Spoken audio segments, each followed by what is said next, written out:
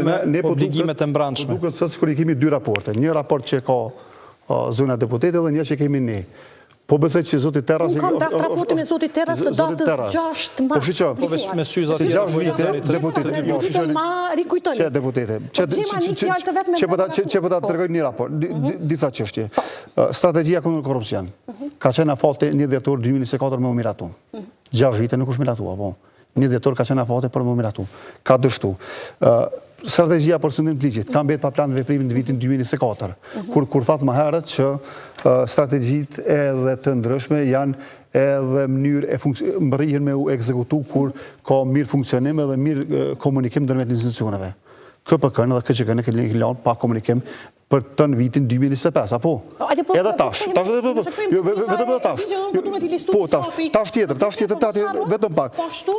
A kemi me 50 orë, tash ta krye. Tash me 50 orë, po dhe, që tash... Po besoj që është një histori suksesit nga ona qeverisë dhe kuvendit se ka miratuar shumë ligje që kanë rënë kundërshtim me kushtetutën. Që ka është të rëndësishme për më përme? Ka të bëjmë me pjesa kundërshtimi me kushtetutën. Na e dim që gjykata e ka kthyer vetëm për çështje procedurale. Po për çështje procedurale. Ligjin për a i kemi në ligjin me nis lojrat mesatare në vitin 2030, apo? Ligjin e ka rëzu gjykata shtuese për çështje procedurale, sepse ai ligj është miratu për 4 minuta, apo? Pasaj ligjin për biron, pasaj vetingu, apo? Po në detoj. Ligjin ta zëmë për një ndër projektet ma të rëndësishme, apo banimi social dhe i përballueshëm. E ka rëzu gjykata kështu sepse është miratu për 6 minuta. Jo, unë e kuptoj këtë pjesën e kthimit ligjeve për çështje procedurale, por nuk e kuptoj në asnjë moment. Po shqyqe, po s'ka qenë përgjegjësia të partitë opozitare për dërgimin në gjykatë kushtetuese. A i ka partia opozitare, pole autorizume, për me dërgu në gjykatë kushtetuese. Se cilin leqja miratan, i dërga materialet me kohë, komunikon me ko, bën debat për mbajtësor dhe i bën. Dhe si ka ndohë me 50 orë 2024. Ape kuptoni, do më thonë, jo është dashur strategjin kundër korrupsion me miratu me ko. Shqeni, ligji për Këshillin Prograle të Kosovës është miratu, është konfirmu nga ona gjykatës kushtetuese, reforma po ndodh. Apo, e keni përshëndet edhe jo? Pas 2 ere. Pas 2 ere që ka ra. Pas 2 ere, por është konfirmu reforma, po vazhdojnë reforma dhe Këshilli Prograle të Kosovës po e zbatan, apo? Dhe po e zbatan në mënyrë të drejtë. E patëm që u zgjedh kryesuesi i këtij këshilli, zëvendës kryesuesi po ashtu.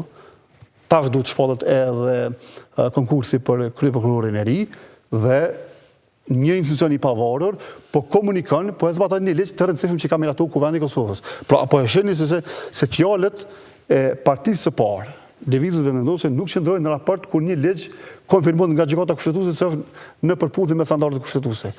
Zoti Jakra, imagjini një vendim të gjykatës kushtetuese që lëvizja vendendose po e kalojmë stashtë nuk është dakordu, ka implementu, nuk ka vendim të gjykatës kushtetuese. Se keni votu për ta zënë për shembull për shkak të një kryetari nga radhët e Komunitetit të Shumicës Serb, që nuk e votuat po. Jo, është shumë. Sepse se kështu do të vim, për shkak të mungesës së vullnetit politik, për me mbërri konsenzus, edhe për me pas dakordim me partitë opozitare, sepse lëvizja vendendose si parti e majta, po, duhet jetë më solidare me partitë të tjera, me grupet e interesit, me organizatat e shoqërisë civile, dhe PDK, LDK, AK janë pjesë e kuvendit. Ose kemi pa një zë tilla, po. Apo kuptoni, janë pjesë e këtyre e një kuvendit, ku ju nuk i keni 80 vota për me mbërri me zgjedh presidentin. Dhe situata, ne mund ndodhemi përballë 2 situatave, që me 30 mars, 31 mars, del gjykata kushtetuese e merr njërin vendim.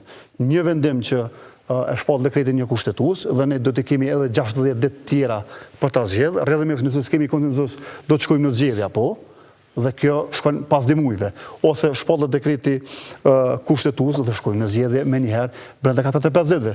Do vëllë sërish ne rrezikojmë që vitin e ardhshëm të dalë një raport i tillë dhe të themi që gjys viti na ka shku, për saktësi gjys viti na ka shku i humbën. Me idenë edhe me qëllimin që pasi që të bëhen zgjedhjet e reja, mund të jemi përballë edhe një proces që të shkoj tër viti. Okej, ta marrim një përgjigje nga zonja Gashi dhe të kthehemi te zoti Marmullaka dhe Alit. Lëvizja vendendose është po ashtu shumë koshente që në rast se shkohet në një palë zgjedhje të reja. Jo, as ka shkohet që lëvizja vendosur po kërkon zgjedhje. Sepse as po themi ne që lëvizja vendosur po kërkon zgjedhje. As PDK që po kërkon zgjedhje se LDK sa ake. Ne çka po themi është që juve si parti e parë, siç e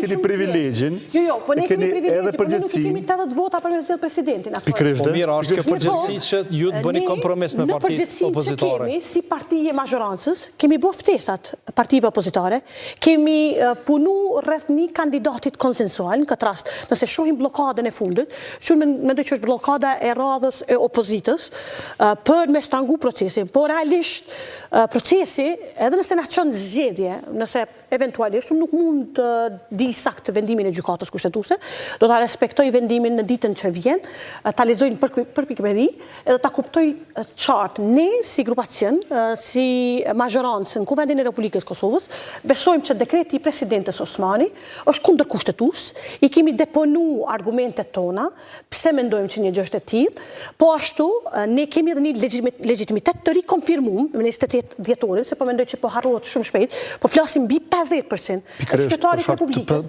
e ka votu lëvizjen vetëvendosje. Normalisht që është përgjegjësi, edhe karshi kësaj përgjegjësie ne kemi vepru konfort me bashkëpunimin, me dialogun politik me partitë politike. Unë shpresoj dhe besoj në leximin që kam të këtij procesi, që eventualisht dhe hipotetikisht nëse po shkojmë me dy paralele, se s'po du me theksu që në fundja është vendimi i gjykatës kushtetuese, por në rast se kemi një vendim final, e që unë besoj që do të jetë dekreti do shpallit të kushtetues, dhe do t'i hapet një dritare Kuvendit Republikës Kosovës, të vazhdojë rrugtimin për zgjedhjen e presidentit, sepse ne as nuk kemi përfunduar hapin e parë, si më thonë rundin e parë për zgjedhjen e presidentit, e le më rundin e tretë që kërkon 61 vota. Çka bën lëvizja deputete në rast se gjykata kushtetuese vendos që është dekreti i kushtetues. Çka bën për mi mbërrit 80 vota? Shiko, unë besoj se dekreti do të jetë kundër kushtetues.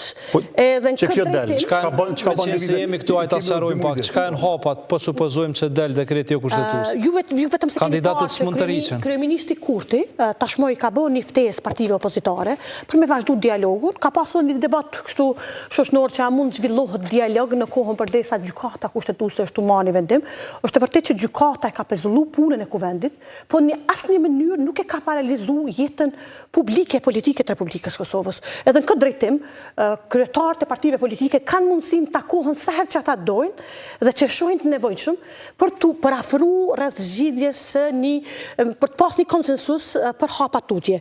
Unë besoj që gjykata do të na jep mundësinë për të vazhduar tutjen në Kuvendin e Republikës Kosovës, për të krijuar hapësirën për me zgjedh një kandidat tjetër. Çka do të më bëj PDK, LDK, AK që me votu PDK e AK është nga dita parë, edhe PDK-s, edhe AK, edhe LDK-s, që të vinë me një rekomandim për një kandidat konsensual që do të ishte i përshtatshëm për gjithë.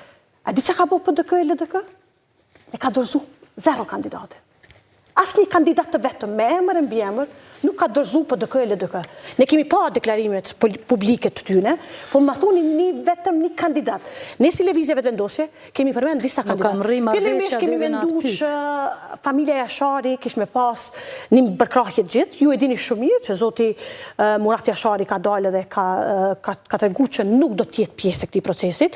Si hapi dytë, ne kemi besuar shumë që ministri i Qeverisë Republikës Kosovës, zoti Andin Hoti, ish deputet në Partinë Demokratike të Kosovës, mund ta gëzoj një pëlqim nga ana e Partisë Demokratike, e cila ka 22 deputet në sallë, dhe me të cilët një marrëveshje politike në këtë drejtim kish me e zgjidh këtë problem tutje. Mirë po PDK-ja ka refuzuar emrin e zotit Andin Hoti, dhe ku ka mbetë vetëvendosja 30 orë para afatit final, ka vendosur që ta kandidojë njërin e dytë më të votuar në kuadër. Pse Vjosa Osmani zotin Glaukënjusa. Ne po ashtu edhe presidentes aktuale zonjës Osmani Sadriu ja kemi ofruar në shkrimet, ja kemi bërë qartë që paraprakisht i keni ofruar mbështetje. Ka nevojë për shkrimë. Në një intervistë zonja Osmani ka thënë që ju kishte votuar nëse ju kishte qenë. Shikoj, ju e dini shumë mirë që në Parlamentin e Republikës Kosovës nuk të duhen vetëm 57 në shkrimet. Ne i besojmë pak a shumë deklarimit të partnerët e koalicionit, por realisht duhen 10 nëse kryeministri, kryetari